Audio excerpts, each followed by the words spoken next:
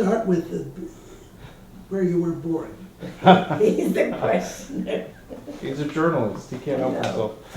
I know, that's the trouble, he doesn't like to answer questions. I don't like to answer questions. Just But like, ask him just a like to question. ask. No, but if that question he doesn't know because he's not interested. He's interested in asking questions. I got hoarse with your talking. There you go. Okay, let's go. Okay, it is July 22nd, 2013. I am sitting with Betty Levin? Schaffman. Levin. Why don't we begin telling me where I was born. Family. I was born in Estonia, where I lived 6 days, because it was just after World War I, and they were making borders between the countries. My parents were born in Russia, they were Russians, and so they weren't allowed to live in Estonia, but they had to go over to the Russian side. So after I was there 6 days, we moved to Valk, Latvia. And then we moved, then we moved to Riga, Latvia. And there I went to a Hebrew school from kindergarten on, the first 2 grades. In the 3rd grade, my father had already left for America. He wanted to leave for America in 1903. But my mother didn't want to leave. They were engaged at the time. My mother didn't want to leave. She was an only daughter, and she didn't want to leave her parents. She had only one brother. In 1923, my father did leave for America, and he took my oldest brother with him, who was 11 years old, and he said he would get settled, and about 3 months after that, my mother would come with the rest of the family. We were 5 children. When were you born? In Estonia. When? This was in 1923. My father left. You were for born America. in 1920. I was born in 1920. Oh, I couldn't move. I was born in 1920. She's older than I am. A year and a few months. He married an old lady. Where have I started? So My father left in 1923. My mother was left with 4 children in Riga, expecting to get to America 3 months later. My father got settled. America at that time passed a law that you could not bring your family until you become a citizen, which meant that my father would have to be there 5 years before my mother could come. In the meantime, I went to a Hebrew school. When I started school, it was a Hebrew kindergarten. It was called the Toldot school, the Gymnasia of Riga. And I was there till 3rd grade. And when I was in 3rd grade in 1928, we left for America because my father had become a citizen. And we all became citizens because we were under the age of 18. But my mother had to pass the literacy test afterwards, which she did. In America, I went to a Hebrew school for girls. But I already knew Hebrew, so even the highest grade I didn't fit in. At that time, there was a boys' Talmud Torah in the afternoon, and they started accepting girls. This is where? In New York, in Brooklyn. And there was one girl in that class, and I was put into the class. There were about 30 boys, and we were 2 girls. So, of course, we enjoyed class. Anyway, I went there for a good number of years. And I always continued studying Hebrew, and I liked the language very much. And there was a library in New York that had Hebrew books, and I'd take out Hebrew books to read, as well as English books. I went to a regular school. There were no day schools. And I went through elementary school, high school, and then I went to Brooklyn College. And when I finished Brooklyn College, I went to the Jewish Theological Seminary just for Torah Lishma. I didn't want to become a teacher. I wanted to become a mathematics teacher. I majored in mathematics and English at Brooklyn College. But at that time, in New York, if you wanted to be a teacher, you had to pass a special exam to get a license. And New York, since it was Depression years, did not give any exams because they didn't want any more teachers. So I became a bookkeeper. And I was still studying Hebrew. How I got to Harrisburg, but at the same time in New York, I was very active in Junior Hadassah. I was the National Education Chairman, and I also danced. I belonged to a modern dance group. How'd you get into that? That's a story. At Brooklyn College, I loved dancing, but that was always ballroom dancing. At Brooklyn College, there was a notice to audition for the modern dance group. We didn't know anything about modern dance. We thought it meant ballroom dancing. So several of us went to audition, and we walk in, and there's a girl beating a drum, and we said, well, this is not for us. We thought this was modern dance. They said, never mind, you don't have to do anything, you don't have to know anything. You just have to walk across the room. So we walked across the room, and they chose me to be in the dance group. And there were courses in modern dance at the time at Brooklyn College. So I started to take courses there, and then I became very much interested in it. At the seminary, there was also a dance group, and I joined that. And the person who was teaching us had a professional group, and she asked me to join that group, so I did. And then I started taking classes with people who were known dancers like Martha Graham, and so I enjoyed New York very much with the seminary and the work and the dancing and the Hadassah. I was quite active. Can you tell you took courses with Martha Graham? Yeah. What was that like? Oh, it was wonderful. I mean, you really felt the personality. She was a genius. When she walked in, you knew she was there.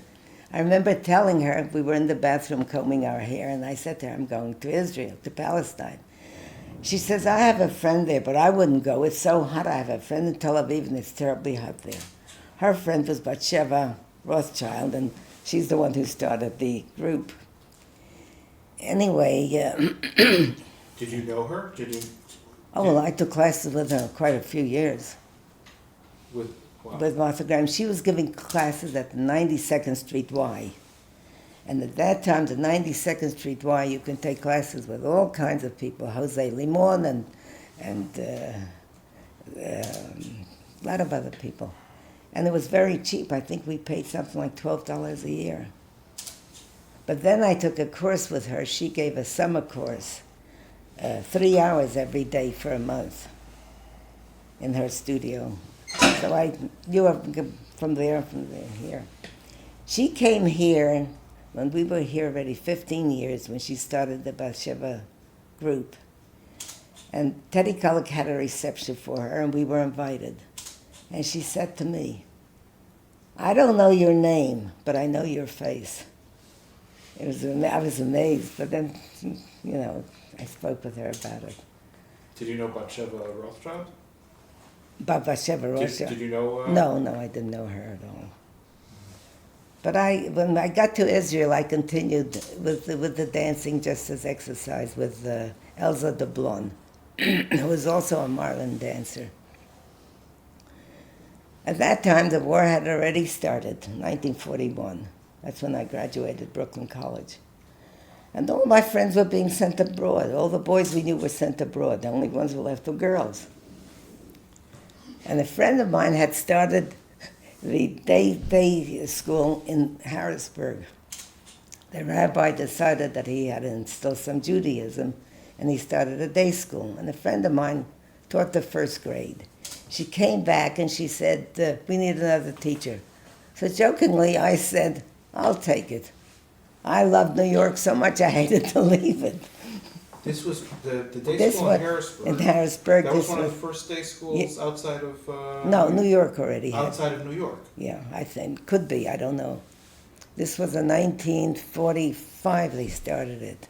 No, 44.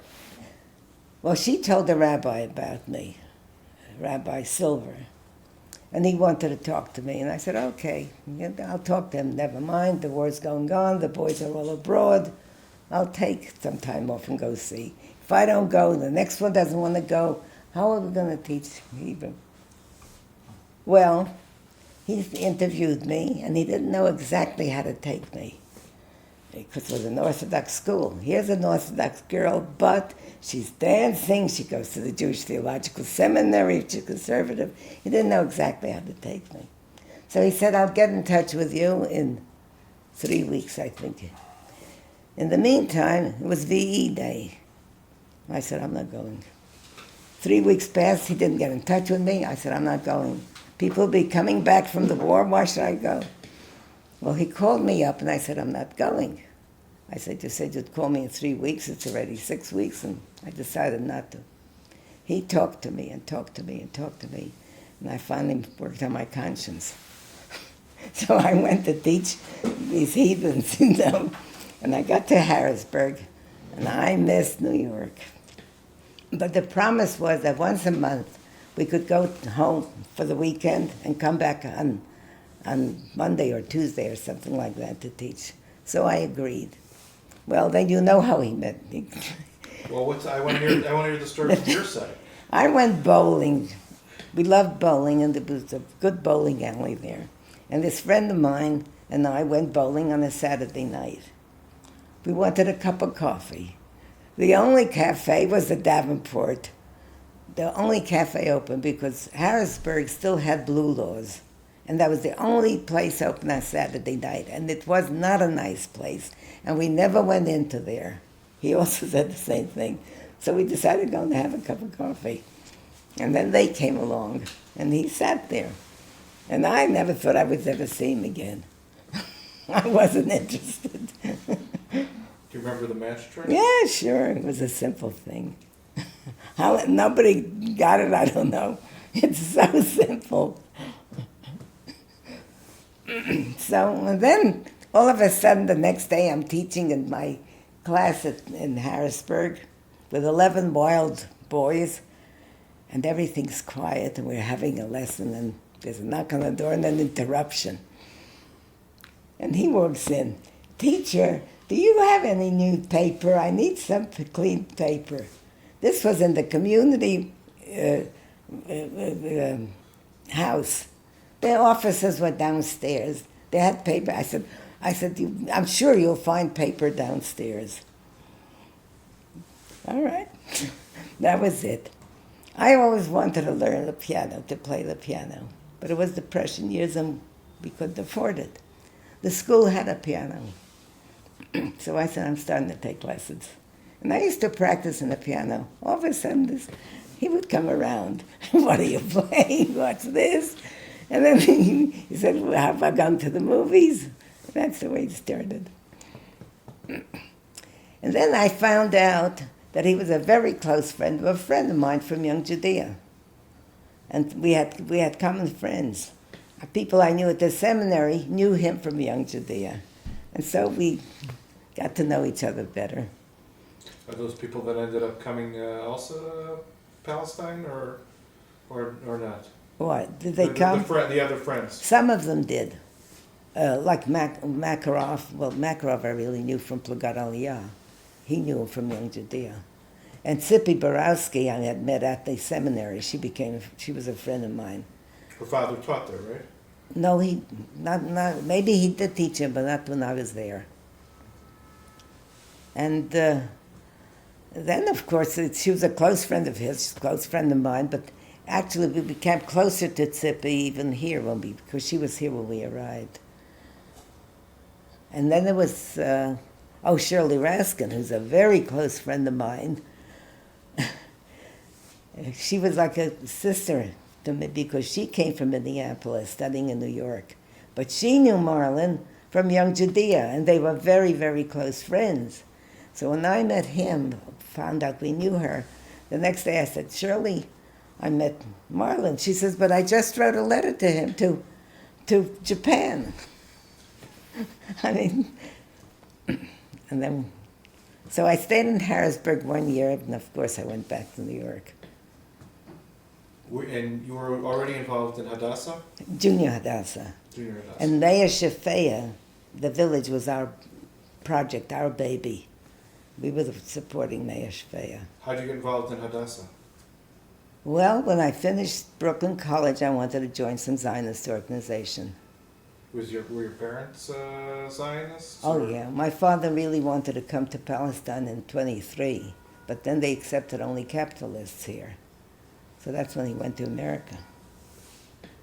Oh, yeah. And he used to buy Chatzi HaShekel, every year for supporting the state of Israel. Did you collect for? Oh, J&F box, sure. So did he. We all collected that. And we used to stand in front of the hospitals because that we felt people would give more money. I heard people in front of the movie theaters or in Sure. subway cars. Yeah. My parents came from Belarus, both of them. They were Chabad on both sides. And in fact, my father made the first minyan for the Rebbe when he came to Brooklyn. But he was considered a Kalter Chosid. Because he didn't. My mother never covered her hair either, even though it was in Russia. And I grew up with knowing about Palestine. I mean, even as a little girl in school at the age of 6, when we had Purim, I dressed up as the Jewish flag. And we used to see the Koach, which was a sport group for Israel, used to come to Riga. So I really grew up with the Hebrew culture, and that was really one of my main reasons for coming here. I wanted to be in the Jewish state. I wanted to talk Hebrew. And when you were involved in Junior Hadassah, who was president then of Hadassah? Do you remember? Of Hadassah, I don't remember, but Junior Hadassah was Zelda Funk. That was Junior Hadassah. And Shulamet Nardi was our liaison. And at one convention we had in Atlantic City, we were already talking about getting married. I think that then coming to Palestine, we heard Irma Lindheim lecture. And then we said, that's it, we're going. And I remember a friend calling me up and saying, the officers were just strung up here, and there was bloodshed. She said, why don't you wait a few more months? I said, it's not going to change. And we were here. The only thing that worried me was if I got killed, the sadness, that would cause my parents. That was the only thing I was afraid of. How did your parents react when you told them that you were going to come? Oh, no, they didn't object, certainly not. They themselves came here in 1956. And maybe that's why I was sent here. Because otherwise I doubt that they would have come here with 4 children left in the States. Did any of your siblings come? My brother once came for work here, and he stayed a few years. And my other brother came in the 70s. But he remained here for Aliyah. He always wanted to come here, but he got married after he came out of the army. In fact, from the army, he would write to me that he's planning to make his life in Palestine. But then he got married, and I guess as soon as he came, and they didn't get here till the 70s. But I have nephews here, and nieces. Stuart? Oh, Stuart Schaffman, sure. תמשיכו, Stuart. פשוט הקטנוע שלי, ההזקה, משהו. Stuart, you know him? I read his... Yeah, he's my nephew. He's your nephew. And Josh Schaffman worked for he was an assistant attorney general here. Stuart is your brother's... My brother's son. Your brother's son. Yeah. I remember reading him when he wrote for the Jerusalem Report back, Yeah. I'm trying to think when that was, or when the Jerusalem Report first started, I think, that I remember reading him. Okay, so you had been teaching, and now you decided you're going to come To to Palestine. So what was your reaction when you first got here? What was your reaction to, to finally, Well, like you had been, what impressed me, well, I knew what it was about. We had gotten a lot of information. But what impressed me in our travel from Haifa to Jerusalem, the scenery. There were brown mountains, and I felt, my God, that's what Abraham walked over. They looked very biblical. And then there would be a patch of green. And we said Jews were living here. And then it would be gray again, and then there would be a patch of green. And that's what impressed me. And the first time we got to Meah Shearim, because we had met somebody on the ship, I thought it was the old city. Until we got to the old city. Well, we had a chance yet to get to the old city and even pray at the wall. And we were at the Churva synagogue, because it was during Sukkot, but after that we couldn't. After the partition, that was out. Mm-hmm. Now the story about the radio. We lived in Talbiyah. Now I know people say that we chased out the... What street was that? Where do you remember? There was no street, it was Bet Jamal. Okay. Now it's Chova Veitzion. But then all the houses were the names of the Arab landlords. I see. We had a Christian Arab landlord who was very nice.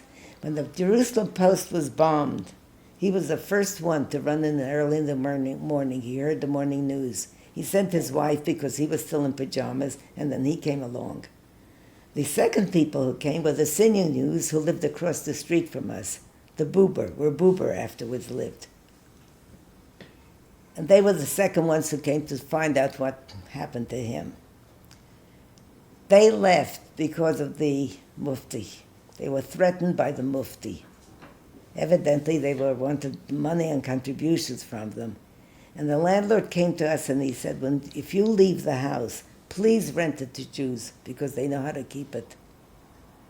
After the 6-Day War, Marlon met a journalist who knew our landlord, and he told her that he had died in the old city. He was also a relative. Wait, he left to go to the old city? He wanted to go to Switzerland, but he had a sick mother-in-law, and she couldn't leave, so he went to the old city to live instead of in our area. Uh-huh.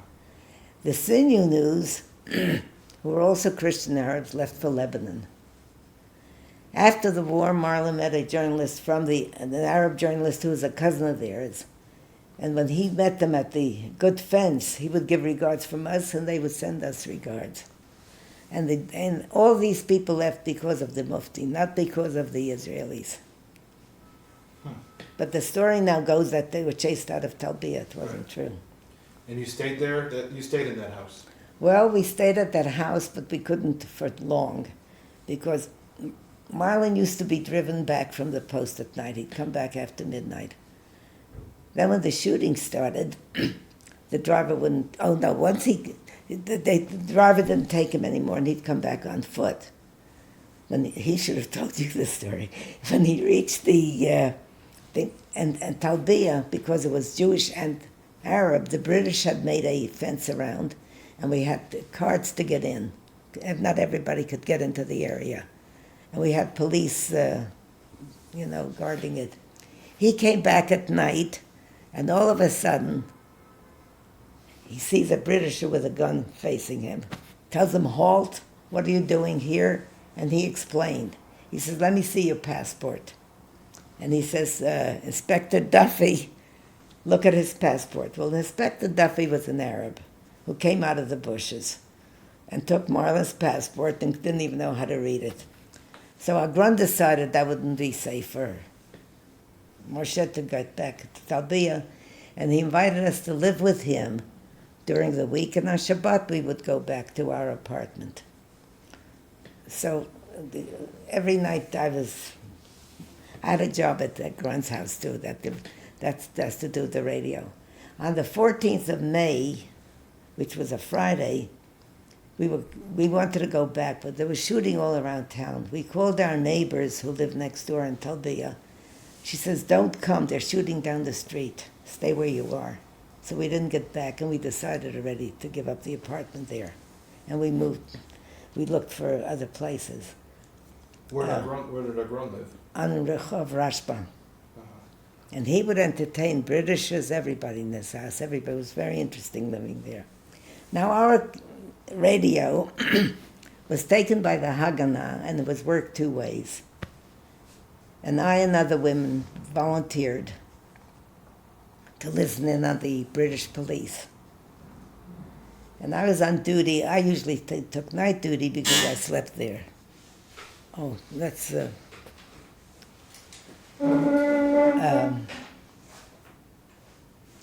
I was on duty when the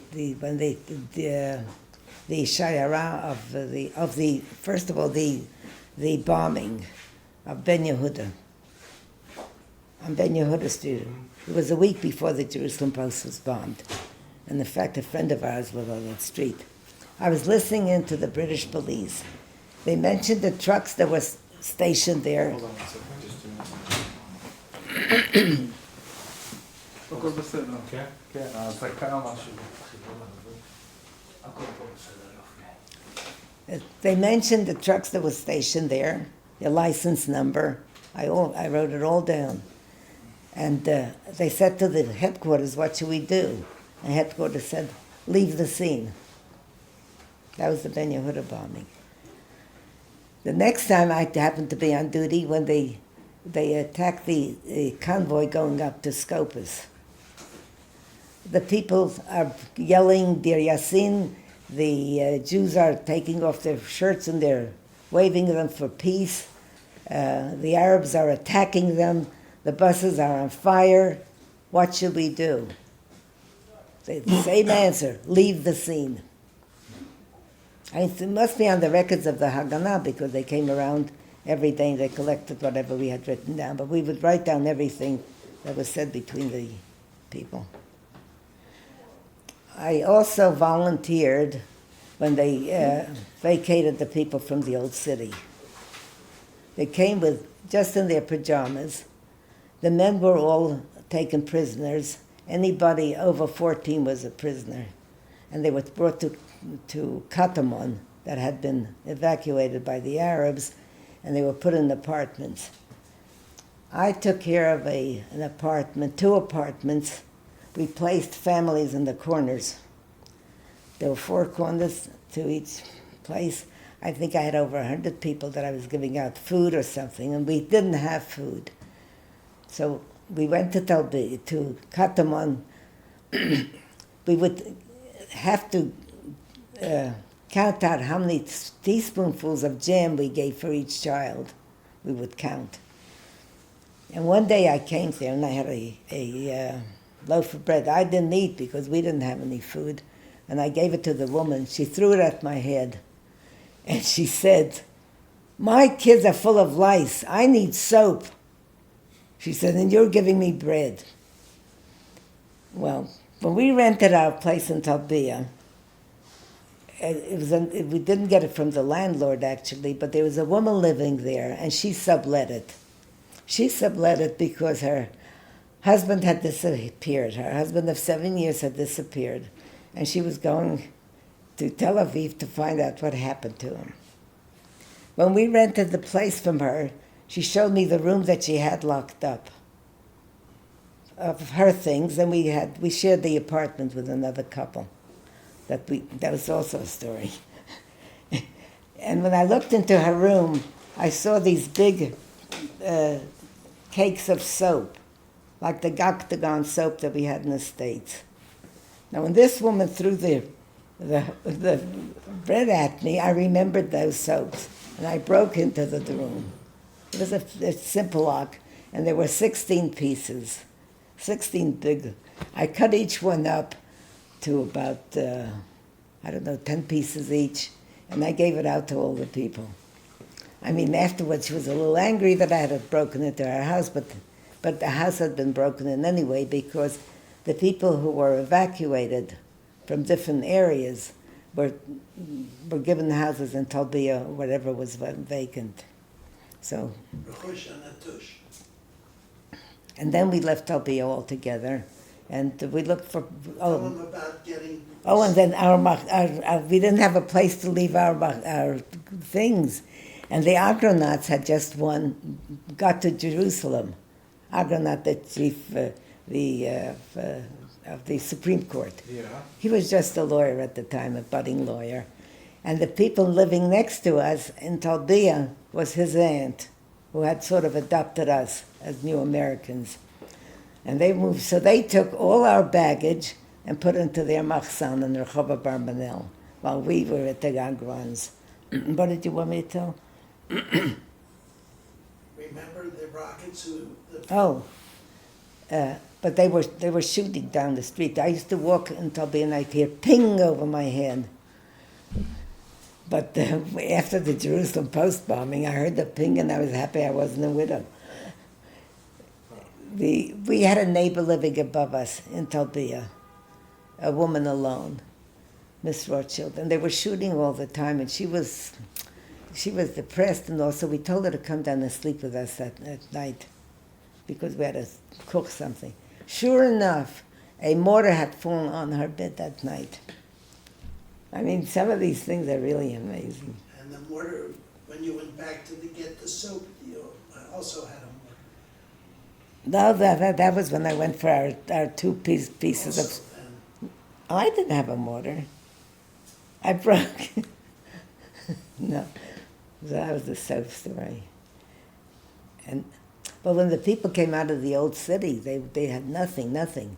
So Hadassah opened a machzan of old clothes and stuff. And we gave them clothing, we gave them food every day. But we had to count out each piece of bread and each teaspoon of jam that we gave to the children. Now you were doing this on behalf of like the Haganah or Hadassah or just Well, I as a volunteer, volunteered. or- I just volunteered, and we were called Mishmar Ha'am. Mm-hmm. I still have a band that says Mishmar Ha'am.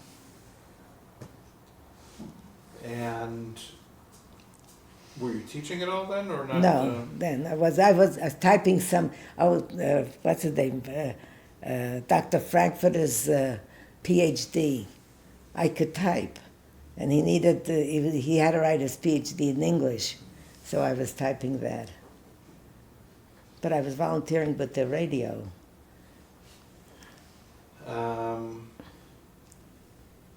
Were you in touch with any of the people that came with you on the boat?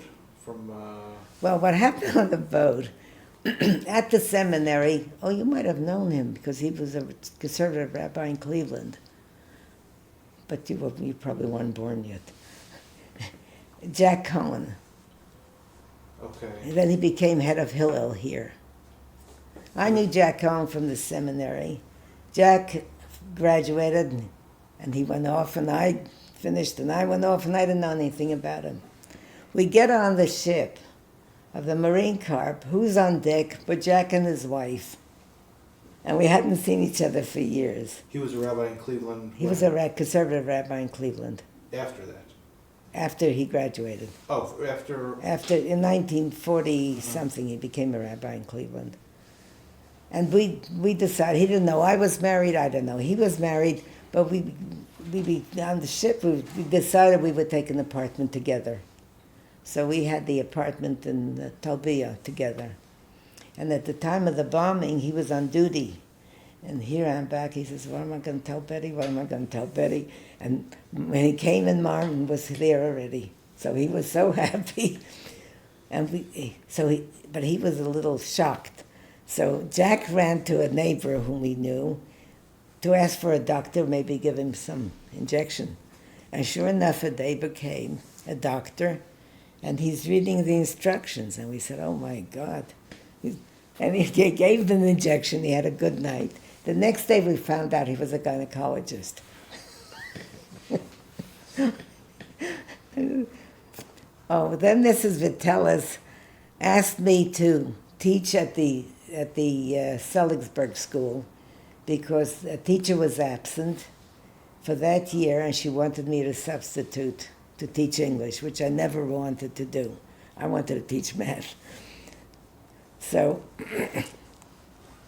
then what happened? Then at the Jerusalem Post, they needed somebody because some boy was going off who took the ticker, the AP ticker.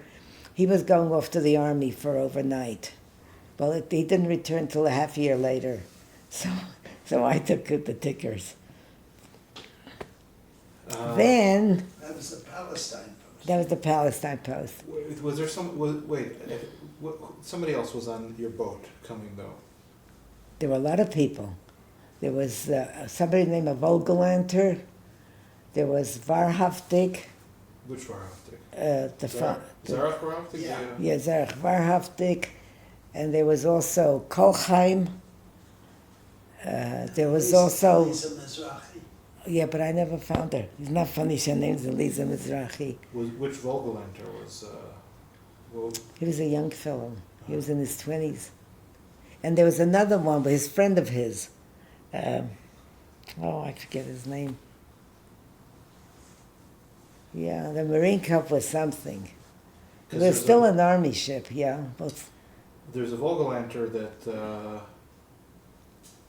there's one who just passed away, who was a teacher at YU for many years. Oh. There was also a Volgarander who was my supervisor here when I started teaching. Mm-hmm. I think they're all related families. And Zarech Varhaftig, were you... We didn't continue. He came from... He was in Japan, I think. Japan, yeah. right? He came, No, but he was already in Israel. They were just visiting. They were just visiting the old, and we met Moshe Brilliant, who became a very good friend of ours, on the boat. They were Israelis on the ship, who were coming back from New York, but they went first. They were first class, I think. They were able to get decent food. No, but we didn't have money. We bought steerage. So then we lived together with Jack and Rhoda Cohen. We shared an apartment, and we lived like kibbutz style. We lived together for 9 months, and we remained the best of friends until now. He died a year ago. She's still living? She is. But, Rhoda. she probably would have stories. She has Alzheimer, but she could remember from way back all kinds of stories. But she's not too well now. Now, how did I get into teaching here? I knew Rachel Tzabari. She was in the Knesset, the first Knesset, the Yemenite. And she heard, and she knew I wanted to start to teach. And she sent me to the Bnei Brit home for maladjusted children, which at that time was in Rehov HaChabashim. They had several rooms. It was an immigrant place, but they gave them one story for teaching there. And Dux was the principal. I got second grade. And it was all Hebrew, all subjects. And I had kids one fellow had been from the Holocaust. He had seen his parents murdered. And in class he would just walk back and forth as I was teaching, just walk back and forth. And kids from broken up homes. That's where I met Rubinger, for that matter. He was a cousin. That's before he knew Rubinger. He came to take pictures of the school. And then I also taught at the Seligsburg school. They wanted me to continue, but I didn't want to teach there. I went to the Bnei Brit school. Then we started a family. We spent 3 months at a kibbutz before we started a family. And we moved 20 times because we didn't have any money. The parents didn't have any money. And with either key money and we didn't have it. We lived from our salary, what he got from the GI. So we rented apartments, furnished apartments of people who were going abroad. So we rented 3 months here and 3 months there. And the cartoonist at the Jerusalem Post, we used to put an ad into the Post to find an apartment. He once made a cartoon of somebody carrying a valise, and does somebody have an apartment for rent? It was a known joke already.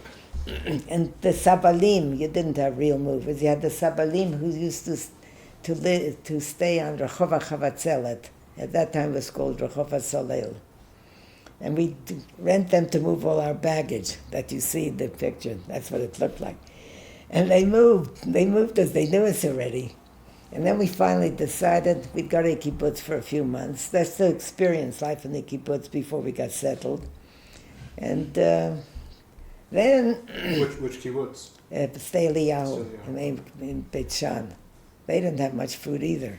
They used to lock up their food at night so nobody would go and take any. And he was working with the fish there and with the bulls, and I was working with the children and the laundry room. Didn't you interview somebody in Sde Eliyahu? Oh, there are a lot of Americans now. לוי? לא, בשדה אליהו. הוא הראשון שהתחיל עם ה-B.O.B. What's that, the natural food? כן. אנחנו מכרנו אותו. כן. כי בא מישהו מאמריקה שהתעסק בזה, והוא היה צריך לנסוע לשדה אליהו. דווקא לשדה אליהו. ולנו היו הרבה תמונות שמשה צילם. Do you want me to talk English or Hebrew? No, It doesn't matter to me. Okay. Yeah. He used to take all the pictures of everybody at the kibbutz. And we had loads of pictures and of activities and people there. And we decided to give it to them. So this person who came from America to deal with the person and the natural foods, we sent the pictures with him to him. Maybe Mario Levy? I don't remember the name. Yeah. And then they had an exhibit in Sde Eliyahu of the pictures that he took. And at Sde Eliyahu he put out a paper. Remember he put out a newspaper? We lived in a tent in the Sde Eliyahu together with a gingy mouse.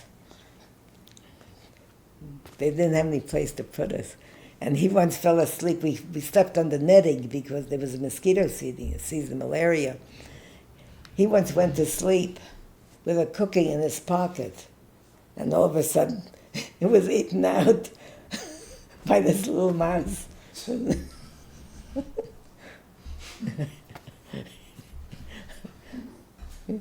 Yeah, he went fishing. They let him fish. He'd have to get up 5 o'clock in the morning to get the carp or whatever it is. Well, they had to get rid of the minnows because they were... Not minnows. There was a fish and 8 other fish. No, they ate the food of the fish or something. And so they brought him to shore, and he felt so sorry for them, he threw them back. So they got rid of him in the fishery. Then when we came back, that's when I got the job at Dux's place. But then when I became pregnant, I decided I'd stay home. And the principal begged me to come back. I said no. So I stayed home for 13 years. How many kids? We have 3 kids. Our daughter died, though. We lost our daughter 4 years ago. We have a son living in Shoham, and one is in the States now. So then I started to work at Tell them about your children. What about my children? Well, we have Warren, who's a psychiatrist. Yeah. And Donnie's in high tech. And Warren so, lives in Geneva, Illinois. that's a psychiatrist. And Donnie lives in Shoham in high tech. And Sarah was everything. She was a psychologist, a mathematician. She painted on silk. In fact, that's one of the things she painted. She did ceramics. But when I started to teach, I first taught at Spitzer. Sarah died several years ago. Yeah. And we put up We put up a memorial for her in the Gana Botani. They have a Bible path there. Mm-hmm. I don't know, do you ever go to the Gana Botanic? Did you see a pergola? Yeah. And they grow all kinds of things from the Bible. That's in her memory. Mm-hmm. Because she was interested. With all her psychology and mathematics, she ended up by being a gardener. And she went for a course, and then she was happy. She loved nature. She was very spiritual. And she was interested in the Bible and the kids and nature. So we thought that would be and they use a lot of it. The school children come there and get lectures all about the Bible, and so that's in her memory. But I taught at the Spitzer School, which was mainly children of the Bukharan section and and Shmuel Hanavi. I loved teaching there. It was a very good school. And then I also taught at the boys' seminary, Lifshitz, on Rehov Hillel. I also taught at the Ironi Gimel, a boys' high school. It's in Katamon. I learned a lot there from them. Oh boy. All about the drug pushers and the drug takers and yeah. I like teaching. How long did you teach? In Israel for about 15, 20, until I went on pension. I went on pension in 1963. No, 1983. Did you work in Boston when you were there? I volunteered at the high school there to teach English as a second language. English Here- as a second language in Yeah, for people from Korea, from China. I just volunteered there because they had lots of pupils, and the teacher had too many people, so she divided in two groups.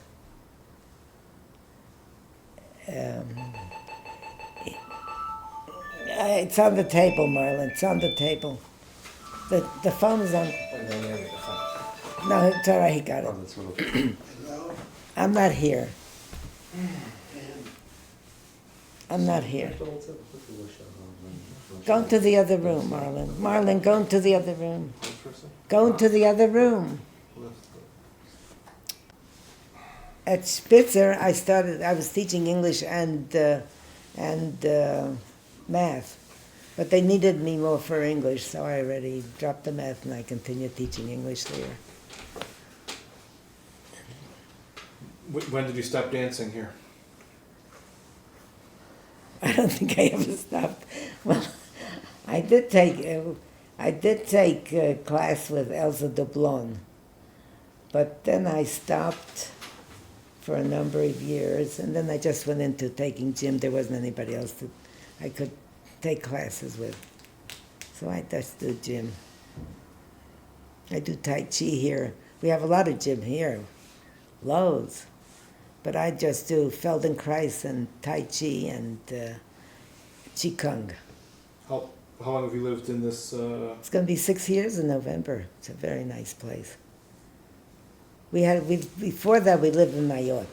After all the moves, we finally moved to Nayot.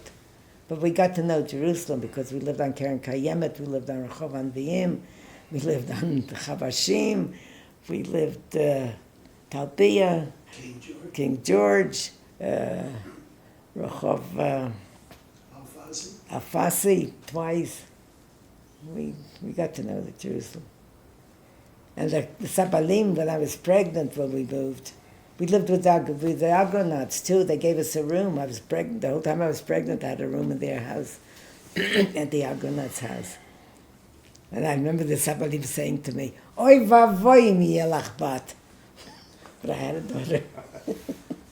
I used to go to shul with Judge Agnew. Yeah. Good friends. We lived very close. Yeah, then they moved to Nayot too. First we lived with them for a year. They were very nice. And all our stuff was in there in my garage. All the kids helped us to move our things. Yeah. Well, I volunteered other things. I volunteered with some cancer patients that we used to give them treatment. I had different volunteer things that I worked did. at the police headquarters. Oh, that was for the signals, yeah. Well, they were odd jobs. I volunteered also for teaching English at home with Ethiopians. Would you do anything different if? Never. I would do this all over again. We had to be in the States for 4 years. I was miserable in Boston. I mean, after New York and Jerusalem, what else can you ask for better places? No, I would do it all over again. I was very happy here. That's great.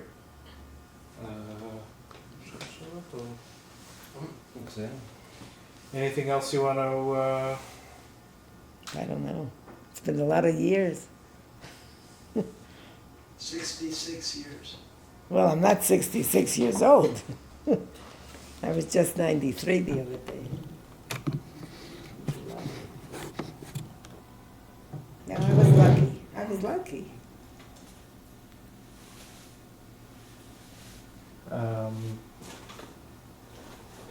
And I haven't changed my view of life. I still feel the same way. For me, one of the things in starting this project was imagining what if I could have lived at some other time. What would it have been like if I were? Would I have made these choices? I like to think that if I were growing up in America and had the opportunity, I would have also said, you know what, I want to go to Palestine. I want to be part of that. I want to. That's where the future is. I made the choice many years later, but it was a much more difficult choice to make, I imagine, in 1947 than in. Well, actually, my coming to Palestine started off with Junior Hadassah. I got here, my certificate was here because I was coming for a year through Junior Hadassah, for a year's study. That's why we ended up in Shfei. I went to see the group I was with. And I said to them in Junior Hadassah, I'm getting married, I can't go with a group. I'm ready to give up my... They said, no, you can still use the permission to come. Well, And then when I met somebody who was willing to go live here, well, what could be better? I have a lot of admiration for. I did what I wanted to. No, that's great. And I did it my way. I did it my way too. That's right, and it's lucky that both of us want, because it would be miserable if I had to stay in the States. Well, it's a great story. Thank By the you. way, these are my paintings. I painted all these. When did he start painting? That's That's another story.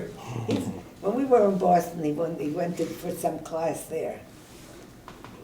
And he wasn't satisfied. The teacher just said, here's some oil paint, do what you want.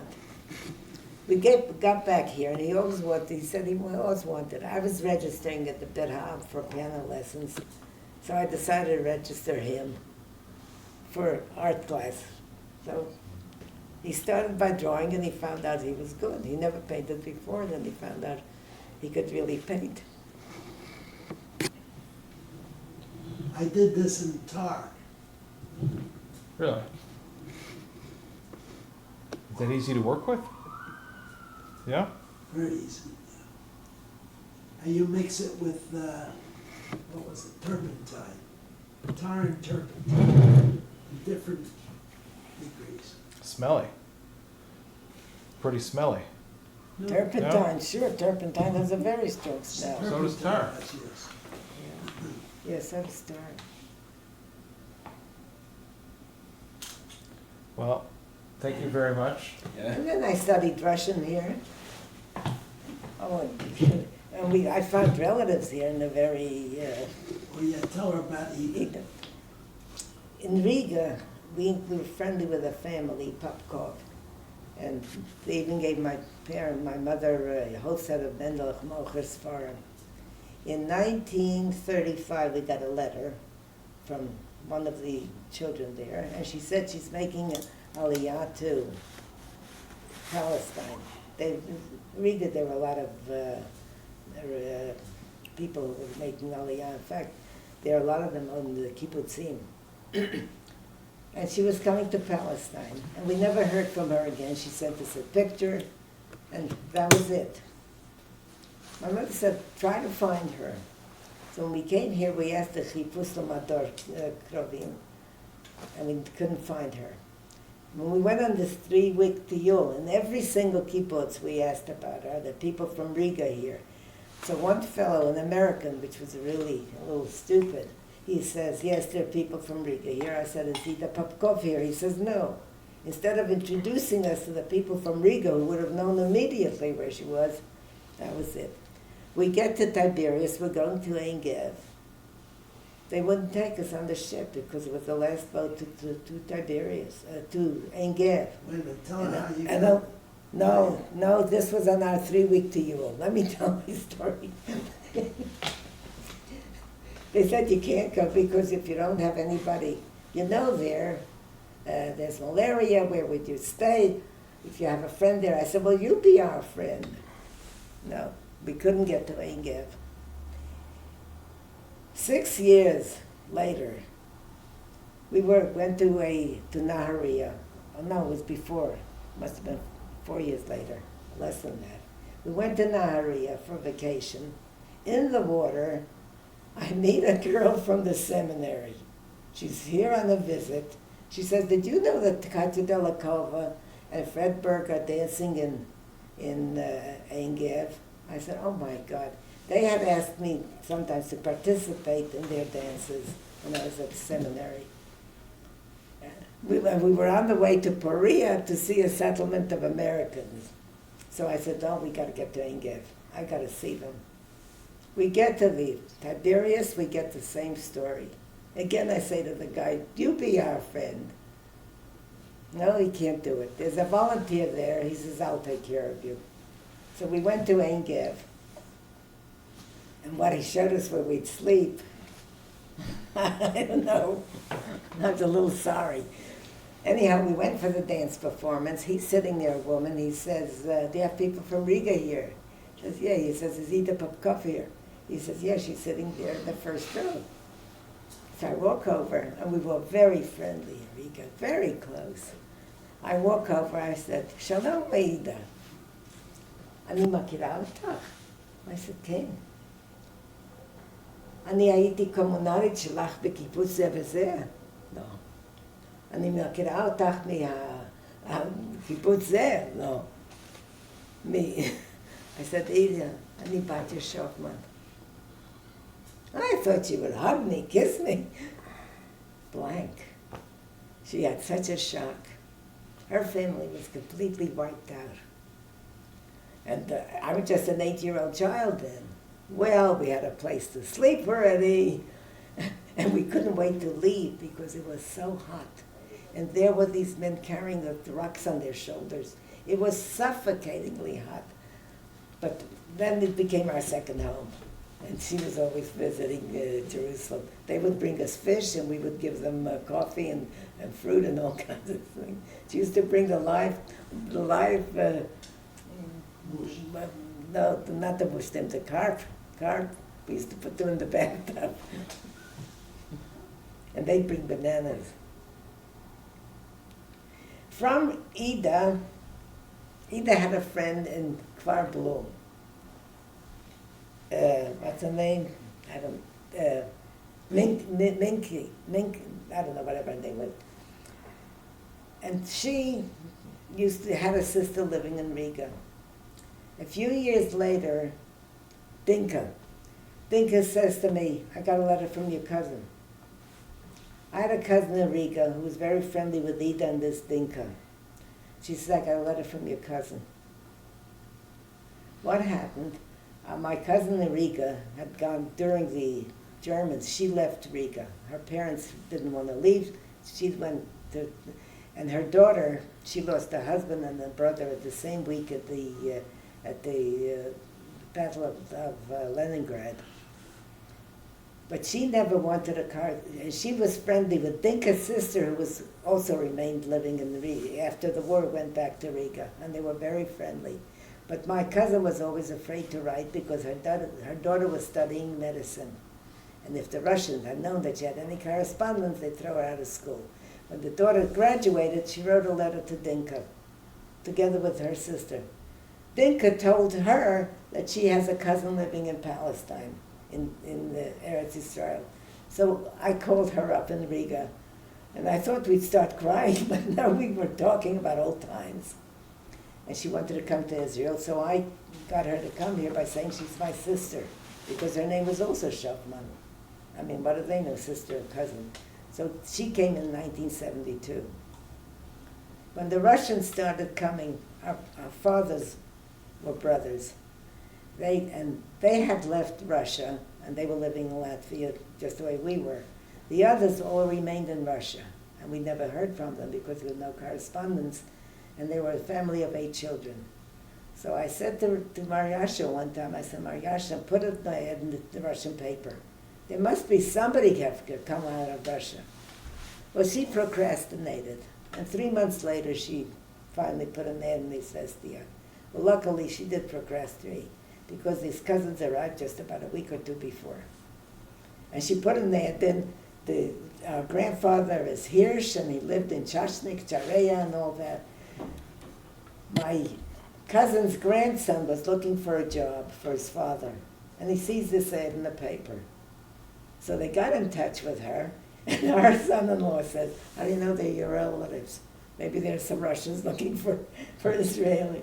Well, they got to talking, and they had pictures of my grandfather, the same as we have pictures. We all met together.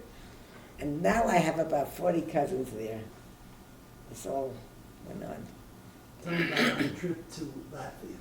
I was the young couple took us for a trip because they speak Russian. That's why I started studying Russian, so I at least could talk to some people. And the Russians started coming, so I wanted to be able to, if I meet a Russian in the street, to be able to say something, because I didn't know Russian. We spoke Yiddish at home, and I studied Hebrew in school, so I didn't know Russian. And it came in handy, came in once with some immigrant who couldn't talk to a taxi driver, and in the supermarket. And, well, what do you want me to tell? About We met, when she arrived, we met them at the airport because she, in the meantime, was sending regards to us from people. And one of the people worked at El, and he pointed me out who she was. And I come over to her, and I started crying. And she's talking on the phone to her friends from Gymnasia at Hadassah now. And she's talking to them on the phone, and she says to them, I don't know, there's a woman here crying at my side. I don't know what she wants from me.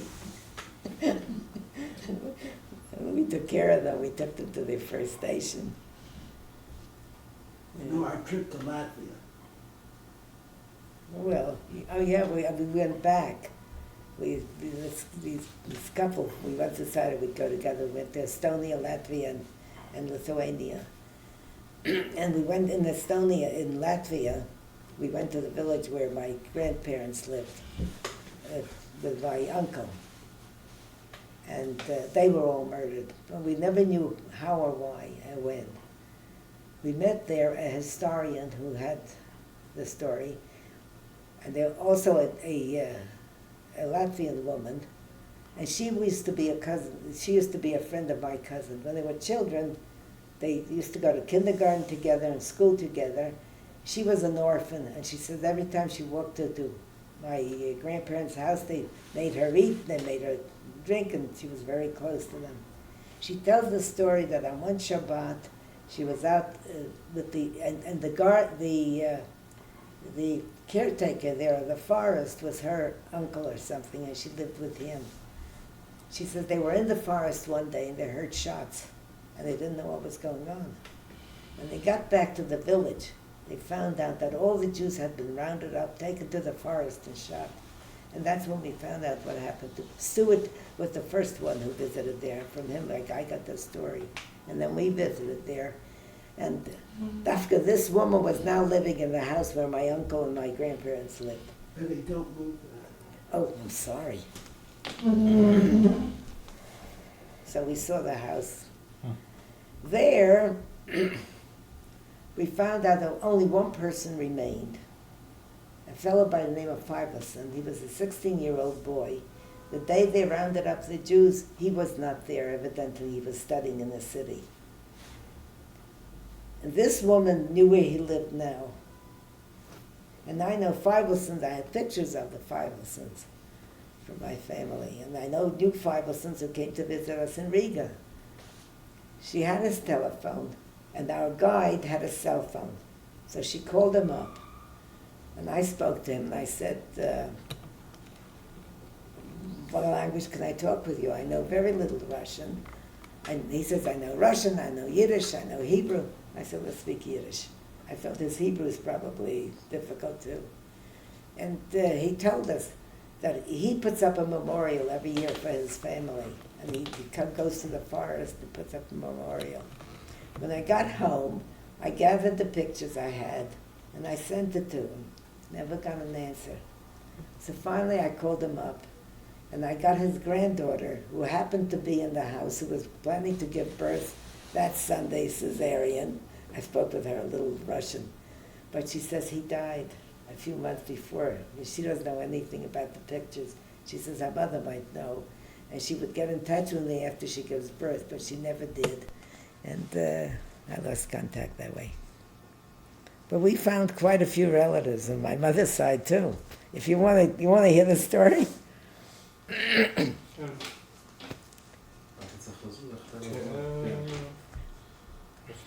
I'll try to make it short. When we first arrived, we were going to Meir Shafeah for the Thanksgiving weekend, and the woman here who had to do with them had a Yemenite driver, and she was taking me. He was going to come after work. She put me down at Cafe Pilz at the time, and she had to do some business in Tel Aviv, and she said at 10 o'clock the driver will come to get me. I'm listening to some people talking. They're talking all about Tallinn and Estonia and all that. I went over and I said, excuse me, but I overheard your conversation. I had an uncle and cousins in Tallinn. And I said, their name was Minkov. She says, well, there's a Minkov family living here on Yehuda in Tel Aviv. I said, they can't be they because my uncle had died. But she gave me the address. The Yemenite came to take, the driver came. I told him the story. He says, Batya, אנחנו הולכים מיד. I said, what do you mean, Mrs. Nisha is waiting? He says, אנחנו הולכים מיד, אני לוקחת אותך. So we went to Ben Yehuda, 10 o'clock in the morning. I ring a bell. A woman in a chaluk opens the door. I tell her who I am. I apologize. She says, come on in. She says, when your father left for 1923 to go to America, he came to say goodbye to us. They're not relatives, but they're very good friends of the old Minkovs. And she showed me the pictures of my uncles and everybody. And then they became very friendly. Then they wrote to my parents in America. When my parents came to live here in 56, they used to visit all the time. That's finished. And they used to friendly, and he took slides of them. At the Cinematheque in I don't know when, there was a show about the Jews of Estonia. He says, let's go. I said, what do I remember? 6 days I lived there. No, we're going. If they show us in the cemetery, and one of the monuments at the cemetery was my cousin, who had died at an early age. At the end of the show, he says, you know, the guy who was doing the mancher, the movie, is sitting over here in the back. I go over to him, I give him my same story. He says, oh, well, Mrs. Minkov is in the audience here. Now, it's not the Minkov because they had died already. I walk over to this Mrs. Minkov, and I said to her, you know, I'm related to these other Minkovs. Oh, she says, I just spoke to your cousin in Palm Beach. She was a very close friend of my cousin in Palm Beach. When Hitler came in, she left immediately for America. I knew her too. This Minkov tells me, she says, you know, your cousins are living in Israel, but they're visiting Tallinn now. They'll be coming back. So I took the addresses. I said, okay, when they all get back, I'll have everybody over to the house. Well, I had all the Minkovs that were here at the time at the house together with this woman. This woman turned out to be the daughter of these Minkovs from Tel Aviv that we had met originally. And she hadn't come with them because she was married. When they made Aliyah, she stayed in Estonia. And she never saw them again. So we gave her all the pictures of her parents. I mean, it's very strange. Wow. Jewish geography. Yes. Isn't that something? Okay. Well, All right. We told you our I stories. appreciate all your time. Thank you very much. Thank you. Now we'll have a disc for the grandchildren.